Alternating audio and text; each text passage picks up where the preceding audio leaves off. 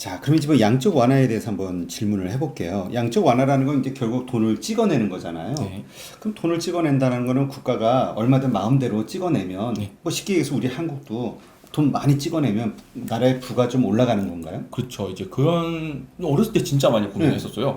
그냥 다 돈 그냥 막 찍어가지고 서로 주면 안 되나? 나눠가지고. 네, 나눠가지면 안 되나? 근데 그냥 이런 것도 되게 단순화시켜서 생각하는 게 제일 편할 것 같아요. 만약에 세상에 저희 둘만 이렇게 존재를 하는 거죠. 그래서 저희 둘한테 저기 가상의 그 한국은행이 저희한테 돈을 100만 원씩 딱 줍니다. 우리 둘만 사는 세상은 아무것도 변화가 없는 거잖아요. 네. 그게 전체 시장에 똑같다고 보시면 됩니다.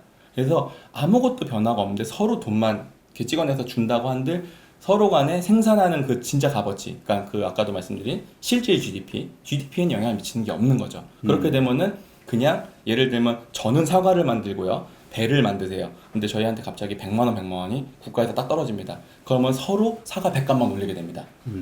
왜냐면 상대방이 돈이 있거든요. 그러니까 결국 돈을 서로 찍어서 나눠주게 되면 물가만 올라가는 현상이 생겨버리게 됩니다. 그런데 그 양적 완화를 그러니까 일본이 그래서 이제 그 양적 완화를 무제한으로 하면서 그 디플레이션 상황이잖아요. 네. 일본 경제가 자꾸 돈을 찍어내서 하려고 하는 게 그러니까 물가 인상. 맞습니다. 네, 물가를 올리기 위해서 양적 완화가 의미가 있는 거죠. 근데 일본은 그렇게 해도 잘 안 올라가는 거긴 한데 이게 돈을 정말 완전 찍어내는 게 되게 개념이 좀 이렇게 모호하고 어렵거든요. 그렇죠. 그러니까 미국의 양적 완화라는 거는 방식이 이렇습니다. 그 시중 은행들한테 미국 중앙은행에 다 돈을 맡기라 그래요. 그래서 네. 여기에다가 약간의 이자를 줍니다. 그 기준금리보다 조금 더 줘요. 그래서 그걸 지준불이라고도 하는데 그걸 줘가지고 시중은행들의 돈을 다 연준이 받아가지고 그 돈을 재원으로 미국 국채를 막 사는 겁니다. 네. 이게 양적 완화거든요. 정말 돈을 찍어내는 행위라는 건 없어요, 사실. 그러니까 다시 국채를 정부 국채를 사는 건가요? 네, 그러니까 은행들의 그 남는 유동성을 걷어가지고 사는 거거든요. 그럼 그게 무슨 효과가 있어가 되지만 은행들은 어차피 단기적으로 굴리는 돈, 의미가 없는 돈, 남는 돈을 중앙은행에 맡기고 아주 약간의 이자를 받아가는 거거든요. 대신 연준은 이 돈을 가지고 국채 10년물 이런 걸 사는 겁니다. 그러면은 장단기 금리 같은 게 아무래도 서로 이렇게 눌리면서 붙게 돼요. 장기 금리를 낮춰줘서 투자자들이 장기 투자를 할 수 있도록 유도를 하는 게 미국의 양적 완화의 스킴이었던 거죠. 간단하게 말씀드리면은. 그렇군요. 자, 그러면 이제 이런 금융위기가 많이 발생을 이제까지 해왔잖아요. 한국은 뭐 IMF 97년도에 있었고 또 2008년도 세계 글로벌 금융위기도 있었고 이 범위는 금리다. 이게 맞는 말인가요? 제가 생각하는 세계 경제 위기라는 거에 있어서 뭐 방금 브렉시트 얘기도 했지만 이 브렉시트 얘기가 막 나오는데 지금 세계 금리가 변동을 하고 있느냐 브렉시트 얘기에서 안 하고 있지 않습니까? 위기가 나타난 시기는 항상 금리가 요동을 칩니다. 그러니까 서프라임 모기지 때도 그랬죠. 금리가 그 모든 신용 채권들이 다 엄청나게 올라서 아무도 거래를 못하는 상황이 됐다가 미국 이제 중앙은행이 막 금리 낮추고 전 세계가 금리 다 낮추니까 금리가 확 다 떨어지면서 안정이 돼가는 그런 모습을 보였거든요. 결국 경제 위기라는 거는 엄청난 금리의 급등 그리고 다시 하락 이 과정에서만 저게 진짜 위기다가 되는 거지. 또 하나의 예는 그렇게 될 수 있죠. 그 우리가 IT 버블 무너졌을 때 IT 버블 무너졌을 때 생각하면 되게 막 코스닥 지수는 뭐 거의 뭐 한 10분의 1 토막 나고 이랬는데 나중 지나고 보니까 그게 엄청난 경제에 영향을 미치지 못했거든요. 그때 금리 시장을 생각해 보면 되거든요. 금리 시장은 그냥 평안했습니다. 그래서 경제 진짜 위기의 어떤 징후라든지 이게 진짜 위기가 맞나 안 맞나를 보려면은 금리가 요동치는 걸 꼭 봐야 된다라고 저는 생각을 합니다. 그래서 그런 얘기 하시는 분이 있더라고요. 그러니까 이제 장단기 금리가 이제 역전되는 상황이 발생이 되잖아요. 미국 네. 국채 가지고. 그러면 예전에는 그게 금융위기의 전조 증상이라고 네네. 이제 생각을 했는데 네. 요즘은 뭐 의미가 없다. 왜냐면 네. 금리가 안 오르니까. 네. 워낙 어려운 이 네. 저금리 상황이니까. 정말 크게 동의를 합니다. 그러니까 장단기 금리 역전이 경기 침체, 경기 위기의 사인이다라고 얘기하시는 분들이 계시는데 뭐 그게 이제 이 설명하는 방법이 이렇죠. 장기 금리가 계속 내려간다는 거는 투자자들이 그 나라의 금리가 계속 앞으로 떨어져 가지고 이 장기 금리가 나의 단기 수익률의 연속된 수익률의 총합과 똑같아지는 그 구간을 생각하는 거거든요. 그 나라가 계속 경제가 안 좋을 거다를 반영을 한 겁니다. 네. 그러나 그거는 경제의 불황을 의미하는 걸 수는 있지만 경제의 위기까지는 아니라는 거죠. 경제의 위기는 금리의 초급등 금리의 급락 그리고 모든 서로 간의 대출 회수, 뱅크런 이런 것들이 꼭 나와야지 진짜 위기다라고 저는 생각합니다. 그렇군요. 뭐 일본 같은 경우도 뭐 국가 재정이 부채가 뭐 270%, 290%뭐 이런 얘기도 있고 뭐 미국도 뭐 170%인가요? 뭐 하여튼 되게 높은 수치를 본 것 같은데 뭐 한국도 50%인가 뭐 이렇게 얘기 들은 것 같고 이 재정 위기가 나라들마다 이제 뭐 금융 위기들을 극복하다 보니까 막 찍어내서 막 했으니까 그랬겠죠. 이게 점점 확산이 돼가고 있는데 그래서 이제 긴축을 해야 된다 이런 얘기를 하시는 분도 있거든요. 그게 맞는 답일까요? 그거는 정말 답은 없는 것 같습니다. 아예 정답은 완전히 없는 것 같은데 이제 유럽 같은 때를 생각하면 유럽의 재정위기가 한참 뭐 2012년, 13년 그리고 아직까지도 계속 남아있는 상태인데 유럽의 지금 현재 답은 그거거든요. 뭐 그리스든 스페인이든 다 재정 긴축해라. 그리고 너네 과도한 연금 이런 거 다 낮추고 뭐 이런 행동들을 계속 하고 있는데 유로화의 문제가 거기서도 나타나죠. 아픈 아이한테 계속 긴축을 얘기하면은 병든 아이한테는 일단 좀 먹이고 살을 띄운 다음에 그 다음에 이제 천천히 나아져. 그때부터 개정 긴축도 해. 이런 얘기를 하는 게 맞지 않을까라고 생각합니다. 일단 어려운 나라한테 무조건적인 긴축을 요구하는 거는 매우 힘들고 또 그 예 중에 하나가 우리나라의 IMF 때였죠. 그때 금리를 그렇게 IMF가 엄청나게 올리는 게 과연 맞았냐. 아예 내려버리는 게 훨씬 더 낫지 않았을까라는 생각도 좀 들기도 합니다. 그렇군요. 그러니까 지금 한국도 뭐 디플레이션이 시작됐냐 말았냐 가지고 논쟁이 많잖아요. 네. 그러니까 어쨌든 경기가 안 좋은 건 분명한 거고 이런 상황에서 정부가 재정을 풀어서 뭔가 이걸 살리는 게 좋으냐 아니면 이럴 때일수록 네. 정부 돈을 뭐 국간을 튼튼하게 네네. 메꿔야 되느냐 네. 이런 거 가지고 이제 논쟁이 많은 것 같아요. 맞습니다. 맞습니다. 근데 어느 쪽이라고 긴축보다는 풀어야 된다라는 쪽으로 생각하시는 거죠? 그거는 유럽에 대해서 생각했던 부분이고요. 우리나라로 오면 전 또 얘기가 다를 것 같아요. 그래요? 왜냐면 우리나라는 현재 재정을 푼다라고 하면서 계속 몇 번씩 풀기도 풀었고 뭐 추경도 가끔씩 국회에서 쌓아가면서 하기도 했는데 그 쓰는 방법이 우리나라는 사실 지금 죽을 것 같은 상황은 아니잖아요. 그렇죠. 그냥 경제 성장률이 계속 둔화가 되고 있는 상황입니다. 재정을 풀어도 재정을 푸는 방법이 마땅치가 않아요. 우리나라가 실업률이 엄청나게 높은 나라도 아니고요. 뭐 느끼기에는 높으실지 몰라도 그렇죠. 그냥 데이터상으로는 어쨌든 낮은 나라잖아요. 옛날에 비해서 옛날에 체감이 비해서. 체감이 그렇죠. 그런 거죠. 그냥 뭔가 불황인 것 같을 뿐이지 우리나라는 엄청난 위기가 와 있는 상태예요. 예전 IMF 때 이런 때가 정말 위기죠. 그럴 땐 재정을 과감하게 풀어서 정말 이 사람한테 돈 줄 테니 여기 있는 흙을 파서 저 사람한테 돈 줄 테니 그 흙을 다시 덮어 이런 것마저도 의미가 생길 수 있습니다. 근데 지금 같은 상황에서는 그런 식의 한국은 현재 재정을 풀 때가 아니라 계속 고령화잖아요. 계속 앞으로 이제 뭐 노인들 많이 생기고 의료 쪽 복지 이런 쪽에 돈이 나갈 일이 많을 거예요. 지금 한국은 저는 재정은 푸는 게 아니지 않을까라고 그게 맞는 방향이다라고 생각하고 있습니다. 아, 그렇군요.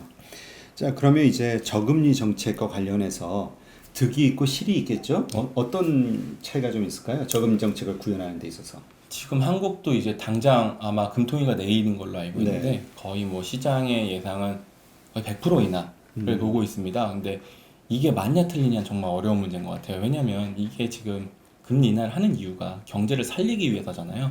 그리고 물가가 낮으니까. 근데 아까 말씀드렸지만 우리나라 물가는 그런 측정, 집값이 없고 뭐 공업제품 비중이 높고 하다 보니 낮아지는 거고 여기서 금리를 더 낮춰? 그러면 부동산은 또 상승 탄력, 그러니까 호재잖아요. 어쨌든 이거 그렇죠. 자체가. 그러면 이거를 또 막기 위해서 정부는 또 대출을 규제해야 됩니다. 이게 되게 이상하게 가고 있어요. 원래 우리나라는 그러니까 금리를 낮춘다는 이유는 그로 인해서 투자를 하라고 하는 거거든요. 근데 그게 그렇죠. 부동산 투자는 아니잖아요. 그렇죠. 기업들한테 투자를 유도하기 위해서 금리를 낮추는 겁니다. 근데 기업들은 지금 금리 수준 때문에 투자를 안 하는 건 아니거든요. 차라리 더 적극적인 규제 혁신 이런 것들이 필요한 상태인데 한국은행 입장에서 어쩔 수가 없죠. 물가는 보이는 게 낮고 숫자가 경제 지표는 안 좋고 하니까 인하를 합니다. 근데 효과는 계속 안 나타나죠. 저는 지금의 저금리 정책은 개인적으로 잘 모르겠습니다. 이게 이 방향이 좀 아닌 것 같다라는 생각을 좀 하고 있습니다. 근데 또 그런 얘기 하시는 분도 있어요. 그 뭐냐면 일단 미국 자체에서 자꾸 금리를 낮추니까 우리가 자본 유출을 네. 방지하기 위해서라도 우리도 같이 따라서 네. 낮춰야 되지 않냐라고 이야기하시는 분도 있거든요. 네. 그거는 어떻게 생각하세요? 이게 자본 유출입과 내외 금리 차, 그러니까 바깥 나라와 우리나라의 금리 차로 인해서 자본 유출입이 생긴다. 이런 거는 일단 뭐 제 생각은 일단 접고 한국은행에서 그 대내외 금리 차에 따른 자본 유출입 관련된 보고서가 또 있습니다. 연관성이 안 나옵니다. 그게 아, 그래요? 유의미한. 네. 그래서 그 부분만 가지고 그걸 얘기하는 게 굉장히 어려운 것 같아요. 뭐 당장 이런 거죠. 우리나라의 금리가 지금 그냥 가만히 놔둔다고 해서 외국인들이 우리나라 거 주식 팔고 갈 거냐, 채권 팔고 갈 거냐, 그거 절대 아니거든요. 그리고 어차피 대내외 단순금리차가 아니라 막 외환 시장의 환해지, 스왑 이런 거랑 엮여 있기 때문에 단순히 그렇게 보긴 좀 어려울 것 같습니다. 아, 우리 그 얼마 전에도 뭐죠? 국가 부도의 날이라는 영화가 네, 나왔었잖아요. 1997년 네. IMF 네. 상황을 딱 묘사를 했는데 그때 우리가 IMF에 간 것이 옳은 결정이었을까요? 되돌아봤을 때? 이게 되게 서글픈 게 지금도 그 유럽 재정 위기를 지나면서 그 몇 개 국가들이 IMF를 갔잖아요. 네. 근데 그들 나라의 처방책은 일단 22가 금리가 낮추니까 낮은 금리를 일단 허용을 해줬습니다. 왜 우리나라한테만 이 엄청난 고금리를 요구한 거거든요. 그 요구한 이유는 이렇죠. 내외금리차. 외국인들이 떠나고 단기 해체가 급격하게 상환 요구를 받는 게 문제여서 외환 보유가 썰리고 이렇게 다 사라지고 있는 그런 상태였습니다. 그 상태에서 그래서 IMF는 금리를 높여라. 너네 긴축하고 외국인들 못 떠나게 잡아라. 높은 금리 주면은 들 떠날 거 아니냐. 이렇게 됐는데 그 과정에서 우리나라의 국부가 엄청나게 소실이 되었죠. 기업들 다 망하고. 네. 차라리 아예 그때 금리 확 낮추고 외환 보유고 이제 그렇게 되면 아마 그 상태가 됐을 수도 있을 것 같아요. 모라토리엄을 선포한다든지 상환 유예. 그렇게 된다 하더라도 아니면은 뭐 정말 환율의 많은 붕괴를 각오하고서 막 또 환율 붕괴를 감당하면서 그냥 외화를 내주고 그런 식으로 하면서 차라리 금리를 낮게 가져갔으면 기업들이 이렇게 많이 사라지고 그렇게 엄청난 실업자가 나오는 거는 방어할 수 있지 않았을까라는 개인적인 약간의 생각을 넣었어요. 근데 이거는 너무 사실 어려운 문제고 그렇죠. 예, 이거는 제가 진짜 막 경제학 박사 이런 게 아니기 때문에 그냥 저희 작은 생각만 넣었다라고 한계를 가지고 봐주셨으면 좋겠습니다. 예. 지금 우리가 보통 어떤 외국 같은 경우는 큰 사건이 있으면은 정말 다 각계각층에 관련된 사람들의 모두 인터뷰를 따가지고 원인을 분석하고 해결책을 찾는 어떤 보고서 같은 걸 작성하잖아요. 한국도 이 IMF와 관련해서 이런 게 다 작성이 된 게 있나요? 예, 분명히 있을 겁니다. 예, 제가 뭐 봤는데도 기억 못하는 걸 수도 있지만 그런 보고서들이 있을 텐데 문제는 IMF의 결정을 그 누구도 직접적으로 비난할 수 없을 거예요. 일단 정답을 모르고요. 왜냐면 그때 우리가 돌아가가지고 금리를 낮추는 실험을 할 수는 없잖아요. 그래서 그 답은 보고서 되게 많죠. 민간에서 나온 보고서들은 많은데 그런 정책 당국 쪽에서까지 쓰는 보고서는 세게는 없을 겁니다. 네. 내용을 분석하는 정도까지는 있을 것 같습니다. 그렇군요. 자, 터키도 지금 되게 어려운 경제 상황을 겪고 있잖아요. 네, 지금도 또 미국과 열심히 싸우고 있죠. 네, 지금 뭐 정치도 불안정하고. 그렇죠. 그 2018년에 이제 금리를 인상을 했는데 왜 그럴 수밖에 없었나요? 제가 그래서 요거를 그 한국 IMF 때랑 좀 약간 비교하는 느낌으로 본 게 있었거든요. 네. IMF 때 우리나라가 물가가 오르긴 올랐습니다. 근데 왜 올랐냐면은 환율이 확 오르니까 순간적으로 수입 물가가 올라가잖아요. 그리고 수입 물 가장 핵심은 기름입니다. 그게 기름값이 올라오기 때문에 다른 물가도 여파를 미쳤던 거고요. 그래서 우리는 그러니까 물가도 사실 기름 빼면은 오히려 더 디플레 요인이었는데 경제가 무너졌으니까요. 그럼에도 불구하고 과연 금리를 높였어야 됐느냐가 아쉬웠던 거고 터키는 좀 다릅니다. 터키는 정치가 함께 불안하면서 좀 나타나는 현상들이 좀 포퓰리즘 정책 이런 것들이 좀 나왔고 기업들한테 무조건적으로 그 가격 싸게 해서 물건 내보내 이런 현상들이 발생했어요. 그러다 보니까 기업들이 그 가격에는 물건을 못 만드는 현상이 생겼고요. 그렇게 되니까 사람들이 희소한 물건에다가 빡 가격을 밖에다가 더 주고 사는 그런 현상이 나타났습니다. 엄청난 인플레가 나와버린 거죠. 그래서 터키 중앙은행은 어쩔 수가 없어요. 한국과 비슷한 상황이지만 물가 상승이라는 정말 내부적인 요인이 생겨버린 겁니다. 그래서 터키는 그때 기준금리 인상이 불가피했다라고 생각을 합니다. 그래서 더더욱 IMF가 좀 아쉬웠던 거죠. 우리나라는 사실 그런 상황이 아니었는데. 네. 우린 정말 금모으기 운동하고 단합했었잖아요. 그렇죠. 안정되고. 네. 어떻게든 또 머리띠 둘러매고 또 생산하자, 만들자. 뭐 그때 막 돈 못 받아도 막 일하고 막 이러기도 했으니까요. 네, 그렇군요.